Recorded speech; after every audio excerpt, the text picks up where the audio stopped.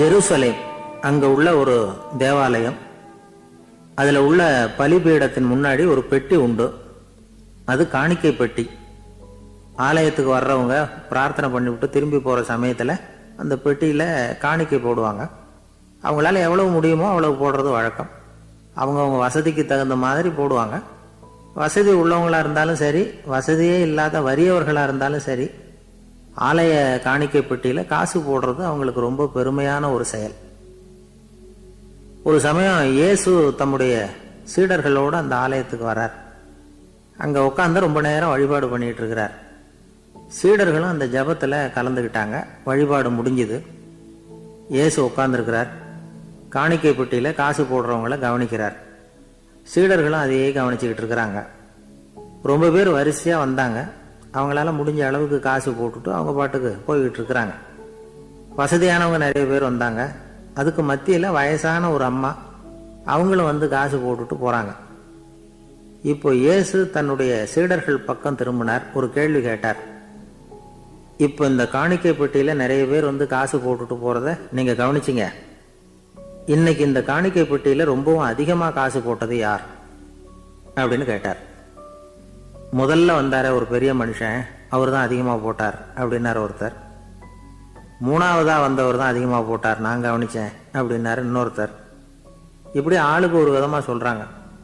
கடைசியா இயேசு சொன்னாராம், இன்றைக்கு அந்த பெட்டியில அதிகமா காசு போட்டவங்க அந்த வயசான அம்மா தான் அப்படின்னாராம். சீடர்களுக்கு ஒன்றும் புரியல. அந்த அம்மா ரொம்ப ஏழையாச்சே, அவங்க எப்படி அதிகமா காணிக்கை செலுத்த முடியும் அப்படிங்கறது அவங்க சந்தேகம். இயேசு விளக்குனார். நிறைய பேர் வந்தாங்க, நிறையவே காசுகள் போட்டாங்க, அது உண்மைதான். ஆனாலும் அந்த அம்மா என்ன பண்ணாங்க கவனிச்சிங்களா? வந்தாங்க, தன்னுடைய காசு பைய திறந்தாங்க, அப்படியே கொட்டுனாங்க. அதுல இருந்தது ரெண்டு காசுகள் தான். அந்த 2 காசும் காணிக்கை பெட்டியில விழுந்துட்டுது. மற்றவங்கெல்லாம் தங்கள்கிட்ட இருந்த செல்வத்தின் ஒரு சிறு பகுதியை எடுத்து பெட்டியில போட்டாங்க. ஆனா இந்த அம்மா தன்கிட்ட என்ன இருந்ததோ அதை அப்படியே போட்டுட்டாங்க. தன்னுடைய பிழைப்புக்காக வச்சிருந்த அவ்வளவையும் இழக்கிறதுக்கு தயாராயிட்டாங்க. அவ்வளவு தாராள மனசு அவங்களுக்கு. அதனால அவங்க செலுத்தின காணிக்கை தான் அளவுல அதிகம் அப்படின்னார். விலை மதிப்பில்லாத முத்து புதையல் ஒருத்தனுக்கு கிடைக்க போகுதுன்னு வச்சுக்கோங்க. அதன் மதிப்பை உணர்ந்தவன் என்ன பண்ணுவான்? அதை அடையறதுக்காக தன்கிட்ட இருக்கிற எதையும் கொடுக்கறதுக்கு தயாரா இருப்பான் இல்லையா? அது மாதிரிதான் இதுவும் அப்படின்னார். உலக மதிப்பீடுகளை துரும்பா தூசியா மதிச்சு அதையெல்லாம் உதறி விடுகிறவன் இறையருள் அப்படிங்கிற இணையில்லாத செல்வத்தை பெறுகிறான் அப்படிங்கிறது இதுல உள்ள கருத்து. இறைவனுக்காக இழப்பதுன்னா துன்பப்படுகிறவர்களுக்காக, ஏழைகளுக்காக, ஏதுமற்றவர்களுக்காக இழப்பது அப்படின்னு அர்த்தம். உங்கள் அயலானுக்கு நீங்கள் என்ன உதவி செய்தாலும் அதை எனக்கே செய்கிறீர்கள் அப்படின்னு இயேசு சொல்லியிருக்கிறார். அடுத்தவங்களுக்கு உதவணுங்கிற குணம் இன்னைக்கு ரொம்ப குறைஞ்சு போச்சு. செய்ய வேண்டிய கடமையிலிருந்து விலகி இருக்கிறவர்கள் நம்ம கிட்ட நிறைய பேர் உண்டு. அப்படிப்பட்ட ஒருத்தர் டாக்டர் கிட்ட போனார். டாக்டர், நான் ஒரு கவர்மெண்ட் ஆபீஸ்ல வேலை பார்க்குறேன், எனக்கு ஒரே அசதியா இருக்கு, என்னை சோதிச்சு பாருங்க, ஆலோசனை சொல்லுங்க ஏதாவதுன்னார். டாக்டர் அவரை பரிசோதனை பண்ணி பார்த்துட்டு சொன்னார், இதோ பாரு, உனக்கு இப்போ தேவைப்படுறது முழு ஓய்வு. நீ எவ்வளவு சீக்கிரமா ஆபீஸுக்கு போறியோ அவ்வளவுக்கு உனக்கு நல்லது அப்படின்னாராம். எனக்கு தெரிஞ்ச ஒருத்தர் இருக்கார். அவரு ஒரு பெரிய காவல்துறை அதிகாரி, ரொம்ப கண்டிப்பானவர். அவரை கண்டாவே எல்லாரும் பயப்படுவாங்க. அப்படிப்பட்டவர் வீட்டுக்கு போனா அப்படியே அடியோட மாறிடுவார். அங்க போய் பாத்தீங்கன்னா குழந்தைகளோட குழந்தையா அவர் விளையாடிட்டு இருப்பார்.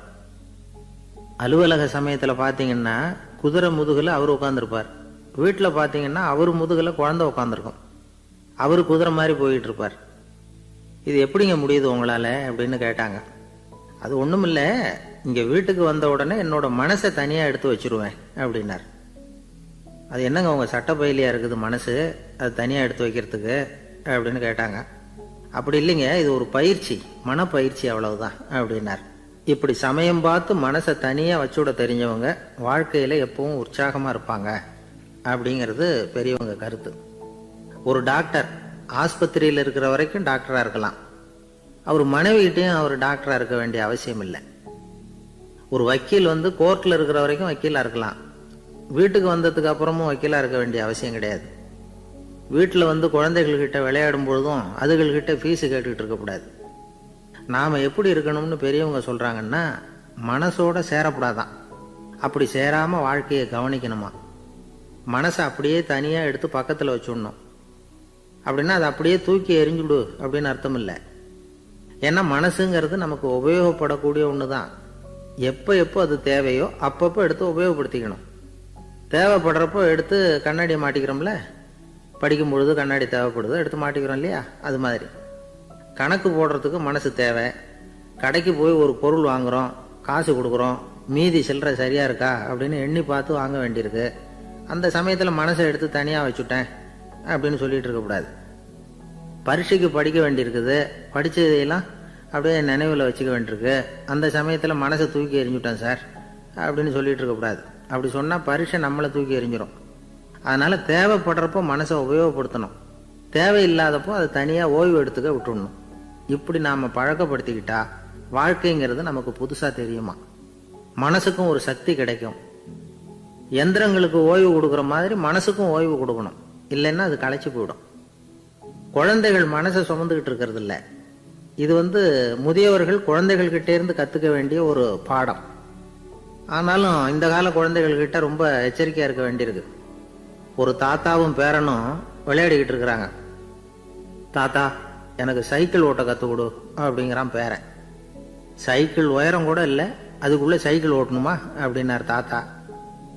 ஏன் தாத்தா, ரயில் ஓட்டுறாரே, அவர் என்ன ரயில் நீளமாக இருக்கார் அப்படின்னு கேட்டானா அந்த பையன். ஒரு நல்ல நகைச்சுவை எப்படி இருக்கணும், இதுக்கு ஒவ்வொருத்தர் ஒவ்வொரு மாதிரியான விளக்கத்தை கொடுத்துருக்குறாங்க. ஆனால் கலைவாணர் NS கிருஷ்ணன் கொடுக்குற விளக்கம் என்ன தெரியுமா? நகைச்சுவைங்கிறது அடுத்தவங்களுக்கு துன்பம் கொடுக்காம இருக்கணும், அடுத்தவங்க மனசை புண்படுத்தக்கூடாது, அதுதான் சிறந்த நகைச்சுவை அப்படிங்கிறார். அதுக்கு அவர் உதாரணமும் கொடுக்குறார். ஒரு ஏரி ஓரமாக 2 பசங்க நடந்து போய்கிட்டு இருக்கிறாங்க.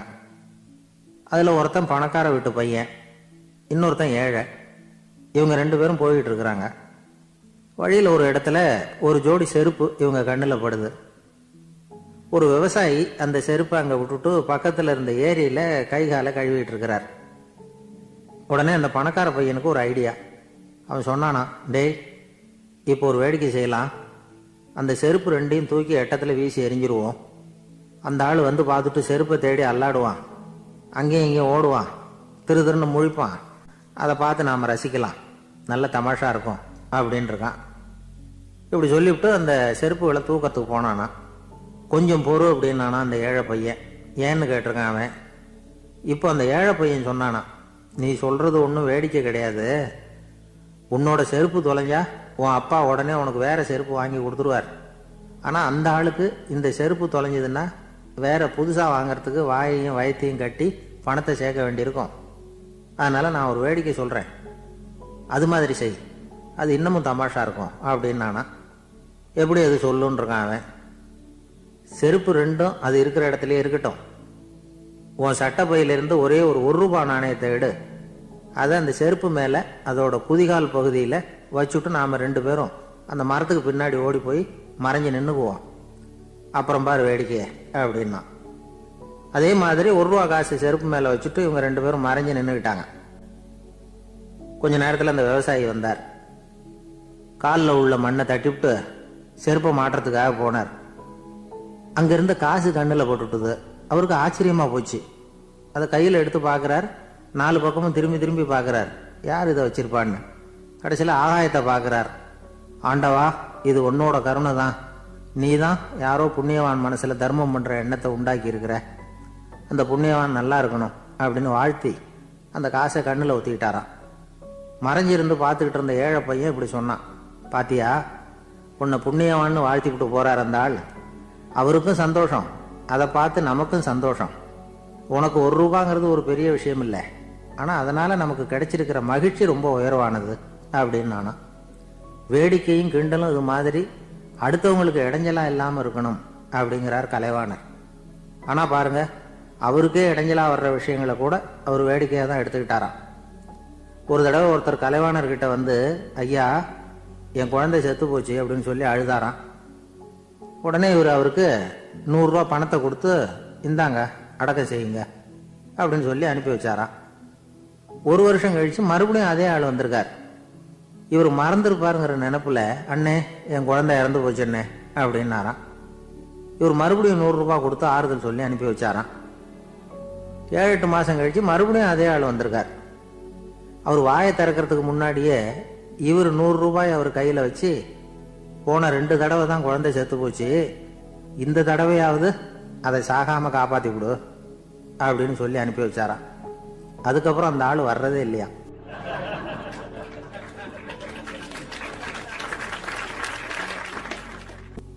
ஒரு நாள் ஒரு நண்பரை சந்தித்தேன். உங்கள் வீடு எதுன்னு உங்களுக்கு தெரியுமா சார்ன்னு. அவர் என்னை ஒரு மாதிரியாக பார்த்தார்.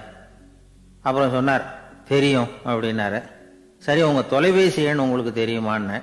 அதுவும் தெரியும்னார். உங்கள் மனைவி மக்கள் யார் யாருன்னு உங்களுக்கு தெரியுமான்னு கேட்டேன். என்ன ஒரு மாதிரியாக பார்த்தார். அப்புறம் சொன்னார், அதுவும் தெரியும் சார் அப்படின்னார். சரி, நீங்கள் யாருன்னு உங்களுக்கு தெரியுமான்னு கேட்டேன். இப்போ தான் அவர் முழிக்க ஆரம்பித்தார். அவர் மட்டும் அப்படி இல்லை, நாம் எல்லாருமே அப்படி தான். எதிரில் நிற்கிறது யாருங்கிறது தெரியும், நாம் யாருன்னு நமக்கு தெரியாது. உண்மையிலேயே நாம் யார்? இந்த கேள்விக்கான பதிலை தான் வாழ்க்கை பூரா நாம் தேடிட்டு இருக்கிறோம். புத்தர் என்ன சொல்றாரு தெரியுமா? நீங்க கடவுளை பத்தி கவலைப்பட தேவையில்லை, உங்களை பத்தின கவலை உங்களுக்கு இருந்தா போதும் அப்படிங்கிறார். நான் யார், எனக்கு ஏன் இந்த கவலை அப்படின்னு உங்களை நீங்களே கேட்டுக்குங்க அப்படிங்கிறார். நாம ஏன் கடவுளை படைச்சோம்? அது ஒரு நழுவல் முயற்சியாம். அதாவது தன்னிடமிருந்து தானே தப்பிக்கிற ஒரு முயற்சியாம். இப்படிதான் அதை சொல்றாங்க அறிஞர்கள்லாம். மக்கள் பொய்யான பிரச்சனைகள்ல ஆர்வமா இருக்கிறாங்க, அதுக்கு தீர்வு காணவும் முயற்சி பண்றாங்க. கடவுளை பத்தி விவாதிக்க எல்லாருக்கும் விருப்பம், தன்னுடைய சுயம் பற்றிய பிரச்சனையே இருக்கிறது இல்லை. ஆகக்கூடிய விஷயம் என்னன்னா, கடவுள் சமாளிப்புக்கு பயன்படுத்தப்படுகிறார். மனவியல் என்ன சொல்லுது தெரியுமா? கடவுள், சொர்க்கம், மறுபிறவி இதை பற்றிலாம் பேச ஆரம்பிக்கிறவங்க யார் தெரியுமா? போருக்கு போறவன், துன்பத்தில் சிக்கி கஷ்டப்படுறவன், நோய் படுக்கையில் விழுந்தவன், இவங்க தான். நாம் அனுபவத்திலே பார்க்குறோமே இதையெல்லாம். கடவுளை துணைக்கு கூப்பிடுறவங்க யாருன்னு கவனித்து பாருங்க. பரீட்சை எழுத போகிறவன், வேலை தேடி அலையிறவன், பண நெருக்கடியில் இருக்கிறவன், விபத்தில் சிக்கிக்கிட்டவன், இவங்கெல்லாம் தான். தேர்வில் வெற்றி பெற்றதும் அவரை துணைக்கு கூப்பிடுறதில்ல, வேலை கிடைச்சதும் அவர் துணை தேவைப்படுறதில்ல. ஏன் இப்படி? கொஞ்சம் யோசனை பண்ணி பாருங்க. துன்பம் வருகிற போது அந்த துன்பத்தை தவிர்க்க வேண்டிய நிலையில அதிலிருந்து நழுவி போறதுக்காக பிரார்த்தனை தேவைப்படுது. எல்லாம் நல்லபடியா நடக்கிறப்போ பிரார்த்தனை செய்யறதில்ல. புத்தருடைய வழி என்ன தெரியுமா? அந்த வழியில கடவுளும் கிடையாது, பிரார்த்தனையும் கிடையாது. புத்தர் செய்தது இதைத்தான். அதாவது கடவுள்கிட்ட இருந்து மனிதனையும், மனிதன் கிட்ட இருந்து கடவுளையும் அவர் விடுவித்தார். புத்த மதம் என்ன சொல்லுது தெரியுமா? கடவுள் பிரச்சனை அல்ல, மனிதன் தான் உண்மையான பிரச்சனை அப்படின்னு சொல்லுது. உங்களை நீங்க நல்லா தெரிஞ்சுக்கிட்டா போதும், நீங்களே கடவுள் ஆயிடுவீங்க அப்படிங்கிறது தான் புத்த மதம். அதனால நமக்கு தேவை உள்முக பயணம். நான் யார் அப்படிங்கிற கேள்வியோட உள்ள போகணும். அங்க போனாதான் தெரியும் நான் அப்படின்னு அங்க யாருமே இல்லைங்கிறது. இதெல்லாம் புத்தர் சொல்லுகிற ஒரு தத்துவம். தத்துவம்னு சொன்னாவே நமக்கெல்லாம் அதை புரிஞ்சுக்கிறது கஷ்டம்தான். நம்ம பொறுத்த வரைக்கும் தத்துவம்ங்கிறதுல 2 வகை உண்டு. ஒன்று தத்துவம், இன்னொன்று மகா தத்துவம். தத்துவம்னா என்ன தெரியுமா? கேட்குறவங்களுக்கு புரியப்படாது, அதுதான் தத்துவம். மகா தத்துவம் என்னன்னா சொல்றவங்களுக்கும் புரியப்படாது. அந்த வகையில் பார்த்தா இன்று ஒரு தகவலும் ஒரு மகா தத்துவம் தான். ஒரு ஊர்ல ஒரு ஆள் இருந்தான். கற்பனையிலேயே காலத்தை கடத்திக்கிட்டு இருந்தான். ஒரு நாள் ஒரு மரத்தடியில் உட்காந்துருந்தான். அவனுக்கு பசிக்கிற மாதிரி தெரிஞ்சுது. உடனே கற்பனையிலேயே சாப்பிட ஆரம்பிச்சிட்டான். அதாவது எதிரில் இலை போட்டு சாப்பாடு போடப்பட்டிருக்கிறதாகவும் அதை இவன் சாப்பிட்றதாகவும் நினச்சிக்கிட்டு கையை மட்டும் வாய்க்கும் தரைக்குமா அப்படியும் இப்படியும் கொண்டுகிட்டு போய் பாவனை பண்ணிகிட்டே இருக்கிறான். தூரத்தில் இருந்து பார்க்குறவங்களுக்கு இவன் ஏதோ பலமான விருந்து சாப்பிட்டுக்கிட்டு இருக்கிறான் அப்படின்னு தான் தோணும். அது மாதிரியே பண்ணிக்கிட்டு இருந்தான். அந்த வழியாக ஒரு சன்னியாசி வந்துக்கிட்டு இருந்தார். இவனை பார்த்தார். என்ன இவன் இப்படி பண்ணிகிட்டு இருக்கிறானே அப்படின்னு நினச்சாரு. கொஞ்ச நேரம் அவனையே உத்து பார்த்துக்கிட்டு இருந்தார். இவரை பார்த்ததும் அவன் இன்னமும் சுவாரஸ்யமாக சாப்பிட ஆரம்பிச்சிட்டான். அப்பப்பா, என்ன இது, இந்த குழம்பு இவ்வளவு காரமாக இருக்கு, என்னுடைய நாக்கே எரிஞ்சு போடும் போல இருக்க அப்படின்னு சொல்லிட்டு பக்கத்தில் ஒரு குவளையை எடுத்து தண்ணி குடிக்கிறது மாதிரி பாவனை பண்ணுறான். அப்பாடா, இப்போ கொஞ்சம் பரவாயில்ல அப்படின்னு சொல்லிக்கிட்டு குவளையை கீழே வைக்கிறது மாதிரி ஒரு பாவனை பண்ணுறான். சன்னியாசி பார்த்தார். என்னப்பா, சாப்பாட்டில் காரம் அதிகமோ அப்படின்னார். ஆமாம் சுவாமி, ஞாபகம் மறதியில் கொஞ்சம் மிளகாய் அதிகமாக சேர்த்துக்கிட்டேன் அப்படின்னா. சரி சாப்பிடு அப்படின்னு சொல்லிட்டார். அவன் சாப்பிட்டு முடிக்கிற வரைக்கும் பொறுமையாக உட்காந்துருந்தார். அவன் அப்பாடா அப்படின்னு சொல்லிட்டு மறுபடியும் தண்ணியை எடுத்து குடித்தான். எல்லாம் கற்பனையிலேயே. அதுக்கப்புறம் சன்னியாசி பேச ஆரம்பித்தார். இதை பாருப்பா, உன்னுடைய கற்பனையை நான் மெச்சுறேன். இருந்தாலும் உன் சாப்பாட்டில் ஒரு இனிப்பையும் வச்சிருக்கலாமே, ஏன் மிளகாயை அளவுக்கு அதிகமாக போட்டுவிட்டு அவஸ்தைப்படுறேன் அப்படின்னார். அவன் யோசிக்க ஆரம்பித்தான். அதுக்கப்புறம் இவர் சொன்னார், இதை பாருப்பா, இனிமேல உன்னுடைய கற்பனையும் உயர்ந்ததாக இருக்கட்டும் அப்படின்னு உபதேசம் பண்ணிவிட்டு போனார். எப்பவும் உயர்வை பற்றியே சிந்திக்கணும். உயர்வு கிடைக்கலன்னா கூட அப்படி சிந்திக்கிறது நிறுத்தப்படாது அப்படிங்கிறார் திருவள்ளுவர். உள்ளுவது எல்லாம் உயர் உள்ளல், மற்ற அது தள்ளினும் தள்ளாமை நேர்த்து. ஊக்கம் இல்லாமல் உலகத்தில் வாழ்ந்து பிரயோஜனம் இல்லை. அதனால உயர்வாகவே சிந்திக்கணும். அது நம்மளை ஊக்கப்படுத்தும். இது பெரியோர் வாக்கு. இந்த உலகத்தில் கற்பனையிலேயே வாழ்கிற சில கஞ்சர்களும் உண்டு. அதாவது 2 கஞ்சர்கள் 2 பேரும் பக்கத்து பக்கத்து ஊரில் இருந்தாங்க. பொங்கல் சமயம் ஒரு கஞ்சன் தன்னுடைய மகனை கூப்பிட்டான். இதோ பாருப்பா, பக்கத்து ஊரில் என்னுடைய நண்பன் ஒருத்தன் இருக்கிறான். அவனுக்கு பொங்கல் பரிசு ஏதாவது கொடுக்கணும். நான் ஒரு 4 ஆட்டுக்குட்டியை தரேன், நீ கொண்டுகிட்டு போய் கொடுத்துட்டு வந்து விடுறியா அப்படின்னு கேட்டான். சரி, நான் புள்ள ஒரு பைய கையில் எடுத்துக்கோன்னா அவன் எடுத்துக்கிட்டான். இந்த ஆட்டுக்குட்டி பிடிச்சிக்கோ அப்படின்னு சொல்லி ஒவ்வொன்றா போடுறேன் பார் அப்படின்னு சொல்லிட்டு 1 2 3 4 அப்படின்னு எண்ணிக்கிட்டே வெறும் சைகையாலேயே ஆட்டுக்குட்டியை பிடிச்சி போடுறது மாதிரி பாவனை பண்ணிக்கிட்டு இருக்கிறான். அவன் பிள்ளையும் அதை ரொம்ப அக்கறையாக வாங்கிக்கிறது மாதிரி வாங்கிக்கிட்டு அந்த பையை தூக்கிக்கிட்டு அடுத்த ஊருக்கு போகிறான். இவன் அங்கே போய் சேர்ந்த நேரத்தில் அந்த கஞ்சன் ஊரில் இல்லை, எங்கேயோ வெளியில் போயிருக்கிறான். அவனோட புள்ள மட்டும்தான் வீட்டில் இருந்தான். இவன் அவங்கிட்ட, இதை பாரு, எங்கள் அப்பா உங்கள் அப்பாவுக்கு ஆட்டுக்குட்டி கொடுத்து அனுப்பியிருக்கிறாரு, பிடிச்சிக்கோ அப்படின்னு சொல்லி பாவனையிலேயே ஒவ்வொன்றா எடுத்து அவங்ககிட்ட கொடுத்துட்டான். அவனும் வாங்கிட்டான் வாங்கிறது மாதிரி. அப்புறம் சொன்னான், சரிப்பா, நானும் பதிலுக்கு ஏதாவது ஒன்றுகிட்ட கொடுக்கணும் இல்லையா, அதனால் அந்த பைய பிடி, ஒரு 10 எலுமிச்சம்பழம் தரேன், பதிலுக்கு அதை நீ எடுத்துகிட்டு போ அப்படின்னு சொல்லி கையாலேயே ஒவ்வொன்றா எடுத்து போடுறது மாதிரி பாவனை பண்ணிவிட்டான். அவனும் ரொம்ப நன்றி அப்படின்னு சொல்லிவிட்டு அதை வாங்கிட்டு போயிட்டான். கொஞ்ச நேரம் கழித்து வெளியில் போயிருந்த அப்பங்காரன் திரும்பி வந்தான். உள்ள சொன்னான், அப்பா, உன்னோட நண்பர் அவருடைய மகன் மூலமாக உனக்கு 6 ஆட்டுக்குட்டி கொடுத்து அனுப்பியிருந்தார், நானும் பதிலுக்கு ஒரு 10 எலுமிச்சம்பழம் கொடுத்து அனுப்பியிருக்கிறேன் அப்படின்னா. எப்படிடா கொடுத்தேன்னு கேட்டார் அப்பா. இப்படி தான் கொடுத்தேன்னு சொல்லி சைகையிலேயே காட்டினான். இதை பார்த்ததும் அப்பங்காரனுக்கு பயங்கரமாக கோவம் வந்துட்டுது. பலார்னு அரைஞ்சுட்டான் பையனை. ஏன்பா அரைஞ்ச? 10 எலுமிச்சம்பழம் கொடுத்துட்டேனே அப்படிங்கிறதுக்காகவா அப்படின்னு கேட்டான். அது கூட பரவாயில்ல, நீ காட்டுற சைகையை பார்த்தா ஆரஞ்சு பழம் சைஸுக்கு இருக்குதே, அவ்வளவு பெருசா ஏன் கொடுத்த? அதுதான் எனக்கு கோபம் அப்படின்னா.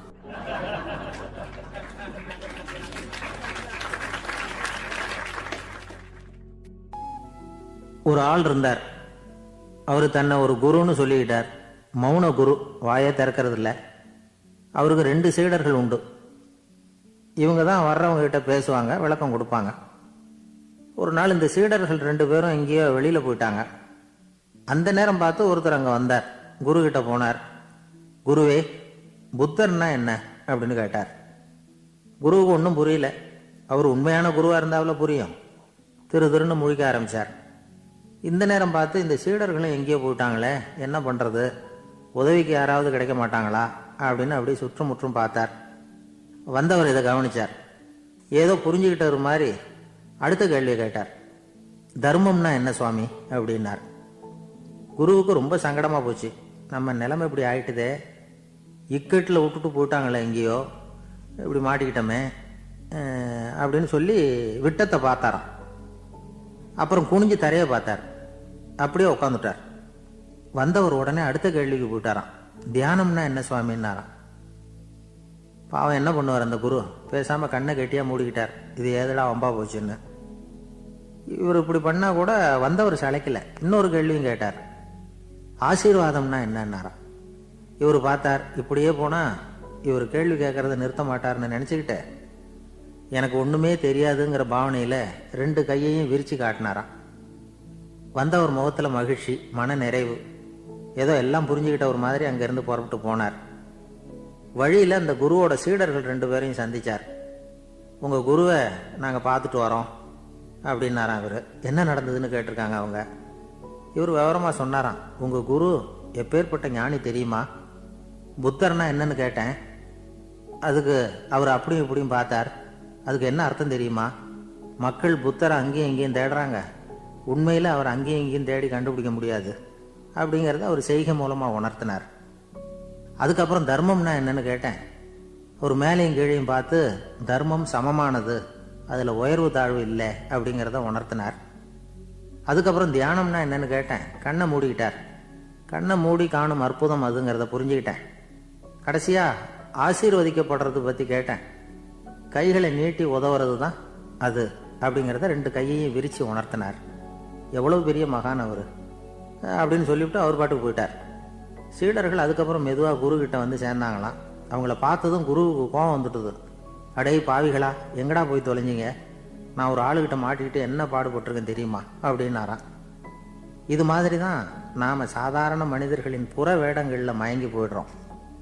அவங்க பேச்சு, செய்கை, பார்வை இதிலெல்லாம் ஏதோ பெரிய தத்துவம் இருக்கிறதாக நினச்சிக்கிறோம். உண்மையிலேயே அந்த தத்துவங்கள் யாருக்கு சொந்தம்? அவங்களுக்கு இல்லை, நமக்கு தான் சொந்தம். நாம தானே அதை கற்பிச்சுக்கிட்டோம். நம்மை நாம அடையாளம் கண்டுக்கிறது இல்லை, நாம யாருங்கிறது நமக்கு புரியறதில்லை. அதுதான் இன்னைக்கு நடக்கிறது. அதனால தான் அடுத்தவங்களை தேடி ஓடிக்கிட்டு இருக்கிறோம். சில வீடுகளில் கூட இது மாதிரி சைகைகள் உண்டு. சில குடும்ப தலைவர்கள் தினமும் காலையில் கண்ணை கெட்டியாக மூடிக்கிட்டு கை 2யும் சுத்தமாக விரித்து வச்சுக்கிட்டு உட்காந்து தியானம் பண்ணுறது வழக்கம். எதுக்காக அப்படி பண்ணுறீங்கன்னு ஒருத்தரை பார்த்து கேட்டேன். இந்த மாதம் வாங்கின சம்பளம் பூரா தீர்ந்து போச்சு, இனிமேல் என் கையில் சுத்தமாக ஒன்றும் இல்லை, புதுசாக எதுவும் செலவு வச்சுடாத அப்படிங்கிறத அப்படி உள்ளங்கை 2யும் விரித்து காட்டி அவங்களுக்கு உணர்த்துறேன், அவ்வளவுதான் அப்படின்னார். ஒரு பெரிய நினைவு மண்டபம். அதுக்கு முன்னாடி ஒரு அப்பாவும் பிள்ளையும் நின்றுக்கிட்டு இருக்கிறாங்க. அந்த வழியாக போகிறவங்க வர்றவங்கெல்லாம் அந்த இடத்துல நின்று அது என்ன மண்டபம் அப்படின்னு விசாரிக்க ஆரம்பித்தாங்க. அந்த அப்பாவும் பிள்ளையும் தான் வர்றவங்களுக்கெல்லாம் விவரம் சொல்லிகிட்டு இருக்கிறாங்க. அதாவது இந்த இடத்துல ஒரு பெரிய மகான் சமாதி ஆயிருக்கார், அவர் சமாதியான இடத்துல இந்த நினைவு மண்டபத்தை கட்டியிருக்கிறோம் அப்படின்னாங்க. ஊர் பூரா இந்த செய்தி பரவிச்சு. நிறைய பேர் அந்த இடத்தை தேடி வர ஆரம்பித்தாங்க. இங்கே வந்து கொஞ்சம் நேரம் உட்காந்துட்டு போனால் மனசுக்கு ஒரு நிம்மதி கிடைக்கிது அப்படின்னாங்க. அங்கே இருந்த உண்டியலில் நிறைய காசு போட்டுட்டு போகிறாங்க. பணம் கிடுகிடுன்னு நிறைய சேர ஆரம்பிச்சுட்டுது. பணம் நிறைய சேர்ந்த உடனே அந்த அப்பாவுக்கும் பிள்ளைக்கும் தகராறு வந்துட்டுது. பணம் சேர்ந்தாலே சொத்து தகராறு வரத்தானே செய்யும், அது மாதிரி வந்துட்டுது. பையன் அடிக்கடி நிறைய பணம் கேட்க ஆரம்பித்தான். அப்பா பார்த்தார், யோசனை பண்ணார், ஒரு முடிவுக்கு வந்தார். ஒரு நாள் பையனை கூப்பிட்டார். இதை பாருப்பா, நமக்குள்ள தகராறு வேணாம். அப்பாவும் பிள்ளையும் இப்படி சண்டை போட்டுக்கிட்டா பார்க்குறவங்க தப்பாக நினைப்பாங்க. அதனால் நமக்குள்ள சமரசமாக இதை தீர்த்துக்குவோம், என்ன சொல்கிற அப்படின்னார் அப்பா. சரி நான் பையன். உடனே அந்த அப்பா என்ன பண்ணார் தெரியுமா? மகன்கிட்ட கொஞ்சம் பணத்தை கொடுத்தார். தன்கிட்ட இருந்த ஒரு கழுதையையும் கொடுத்தார். இதை வச்சு நீ பொழைச்சிக்கோ அப்படின்னு சொல்லி அனுப்பி வச்சுட்டார். மகன் அந்த கழுதையை இழுத்துக்கிட்டு அடுத்த ஊருக்கு போனான். வழியிலேயே அந்த கழுதை செத்து போச்சு. உடனே என்ன பண்ணலாம்னு யோசனை பண்ணான். ஒரு ஐடியா வந்தது. அந்த கழுதையை ஒரு சாலை ஓரமாக புதைச்சான். கையில் இருந்த பணத்தை வச்சு அந்த இடத்துல ஒரு கல் மண்டபம் கட்டினான். அந்த வழியாக 2 பேர் வந்தாங்க. இது என்ன மண்டபம்னு விசாரித்தாங்க. இந்த இடத்துல ஒரு பெரிய மகான் சமாதி ஆயிருக்கிறார் அப்படின்னா. இந்த செய்தி ஊர் பூரா பரவ ஆரம்பிச்சுட்டுது. நிறைய பேர் வந்து போக ஆரம்பித்தாங்க. இங்கே வந்தால் மனசுக்கு ஒரு பெரிய நிம்மதி கிடைக்குது அப்படின்னு வேற சொல்ல ஆரம்பித்தாங்க. வர வர கூட்டம் அதிகமாக வர ஆரம்பிச்சுட்டுது. உண்டியலில் பணம் நிறைய சேர்ந்துட்டுது. நகையெல்லாம் கூட கழட்டி காணிக்கையாக போட ஆரம்பிச்சுட்டாங்க. அப்பாவை விட மகன் பெரிய ஆளாயிட்டான். இதை கேள்விப்பட்டார் அப்பா. பையனை பார்த்துட்டு வரலாம்னு ஒரு நாள் புறப்பட்டு வந்தார். பையன் ஓஹோன்னு இருக்கிறான். பங்களா, காரு எல்லாம் வந்துட்டுது. எப்படிடா இந்த அளவுக்கு ஆனே அப்படின்னு விசாரித்தார். அப்பா, எல்லாம் உங்கள் ஆசீர்வாதம் தான். நீங்கள் கொடுத்த மூலதனத்தை வச்சு தான் இவ்வளவும் சம்பாதிச்சேன் அப்படின்னு நான் பையன். அது எப்படிறான்னு விசாரித்தார். அப்பா, நீங்கள் ஒரு கழுதை குட்டியும் கொஞ்சம் பணமும் என்கிட்ட கொடுத்து அனுப்பி வச்சிங்க. அதை எடுத்துக்கிட்டு வந்தேன். வர்ற வழியில் அந்த கழுதை செத்து போச்சு. உடனே யோசனை பண்ணேன். அந்த கழுதையை இந்த இடத்துல புதைச்சேன். கையில் இருந்த பணத்தை வச்சு மண்டபம் கட்டினேன். மகான் ஒருத்தர் சமாதி ஆயிருக்கார் அப்படின்னு வதந்தியை கிளப்பி விட்டேன். ஜனங்கள்லாம் ஏமாந்து போய் காசை கொண்டாந்து போட ஆரம்பிச்சிட்டாங்க. நான் பொழைச்சிக்கிட்டு இருக்கிறேன் அப்படின்னா. இப்போதான்டா நீ என் புள்ள அப்படின்னு சொல்லி சந்தோஷப்பட்டாரான் அந்த அப்பா. ஏன் அப்படி சொல்கிறீங்கன்னு கேட்டிருக்கான் பையன். கழுதை குட்டியை புதைச்சி மண்டபம் கட்டியிருக்கிற நீ, ஏற்கனவே நம்ம ஊரில் நாம் கட்டியிருக்கிறோமே மண்டபம், அது இந்த கழுதையோட அம்மாவை புதைச்ச இடம். மகான் சமாதி ஆயிருக்காருன்னு நானும் சும்மா கப்ஸா தான் விட்டுக்கிட்டு இருக்கேன் அப்படின்னாராம் அப்பா. முட்டாள் ஜனங்களை நினைச்சு அந்த 2 பேரும் சத்தம் போட்டு சிரிச்சாங்களாம். மனுஷன் ஏமாத்துறது ரொம்ப சுலபம். என் கூட படிச்ச ஒருத்தன் திடீர்னு ஒரு நாள் எல்லாருக்கும் அருள் வாக்கு சொல்ல ஆரம்பிச்சுட்டான். அவன் ஒரு ஆபீஸ்லயும் வேலை பார்க்கறான். ஆபீஸில் உள்ளவங்கெல்லாம் அவங்ககிட்ட வந்து அருள் வாக்கு கேட்கறது வழக்கம். ஒரு நாள் நான் அவன் முன்னாடி போய் உட்காந்து பேசிக்கிட்டு இருந்தேன். அப்போ அதே ஆபீஸில் வேலை பார்க்குற ஒருத்தர் அவங்ககிட்ட வந்து, சுவாமி, என் மேஜையில் வச்சிருந்த பேனா திடீர்னு காணாமல் போட்டுது, அது திரும்ப கிடைக்குமா எனக்கு அப்படின்னு கேட்டார். இவன் கண்ணை உருட்டி பார்த்துட்டு, அது உனக்கு கிடைக்காது, புதுசாக வேற ஒன்று வாங்கிக்கப்போ அப்படின்னா. சரின்னு அவர் போயிட்டார். அவர் போனதுக்கப்புறம் நான் மெதுவாக இவனை பார்த்து, அது எப்படிறா அது உனக்கு கிடைக்காதுன்னு அவ்வளோ உறுதியாக அவர்கிட்ட சொன்னேன் அப்படின்னு கேட்டேன். இவன் மெதுவாக என் காதுகிட்ட வந்து, அந்த பேனாவை கிளப்புனதே நான் தான் அப்படிங்கிறான். இங்கே இருக்கிற எல்லோருக்கும் வணக்கம். நான் வந்து அதிகமாக இந்தியாவை விட்டு வெளிநாடு எதையும் இதுவரை பார்க்காதவன். இப்பொழுதுதான் சமீபத்தில் தான் முதல் தடவையாக உங்கள் ஊருக்கு வந்திருந்தேன், சில காலங்களுக்கு முன்னால். இப்பொழுது 2வது தடவையாக இங்கே வர்றேன். இது ரொம்ப மகிழ்ச்சிகரமான ஒரு நாள். மகிழ்ச்சிகரமான சூழ்நிலையில் உங்களை எல்லாம் சந்திக்கிறதுல எனக்கு ரொம்ப மகிழ்ச்சி. ஏன்னா தேசிய தின மகிழ்ச்சி கொண்டாட்டத்தில் நீங்கள் எல்லாம் கலந்து கொண்டிருக்கிறீர்கள். நேற்று நானும் அந்த தொலைக்காட்சியிலே அந்த அணிவகுப்பு எல்லாத்தையும் பார்த்தேன்.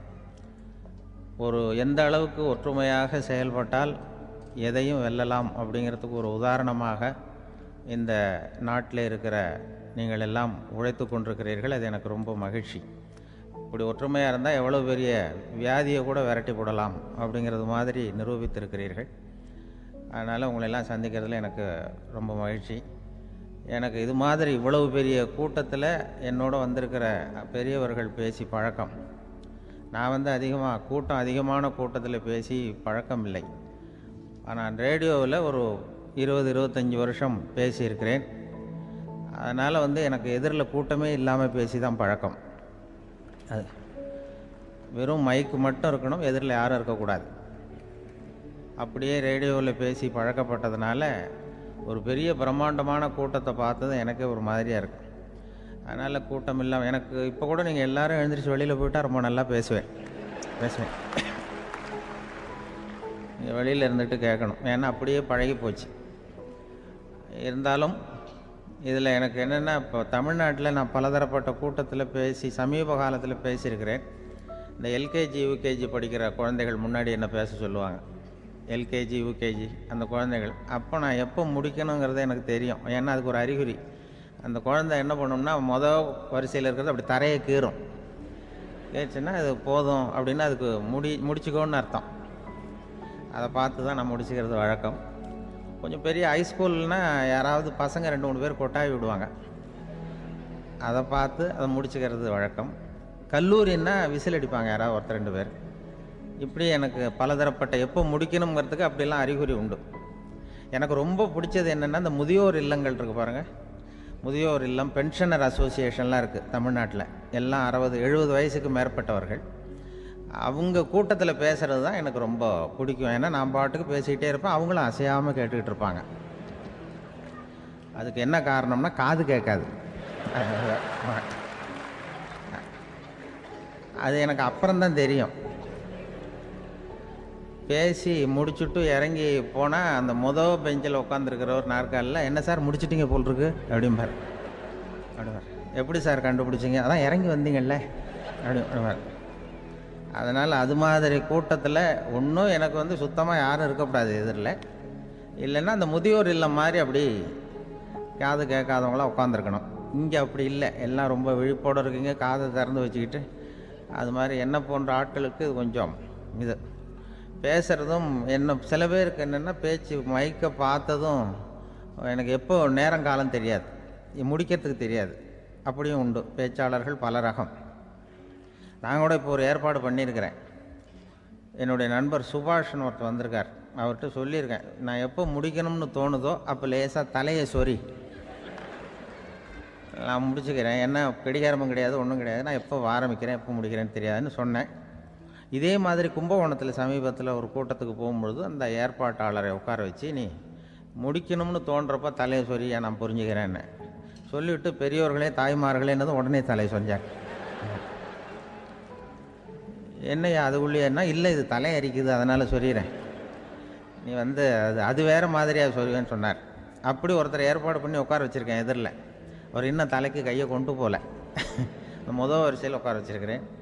ஏன்னா இந்த பேசுகிறவங்களுக்கு அந்த கூட்டம் பார்த்துட்டா முடிக்கிறது எப்போ முடிக்கிறது என்ன எதுன்னு தெரியாது. அது பேச்சாளர், ஒரு பேச்சாளர் அவர் பாட்டு பேசிகிட்டே இருந்தாராம், ரொம்ப நேரம் பேசிகிட்டு இருந்திருக்கார்.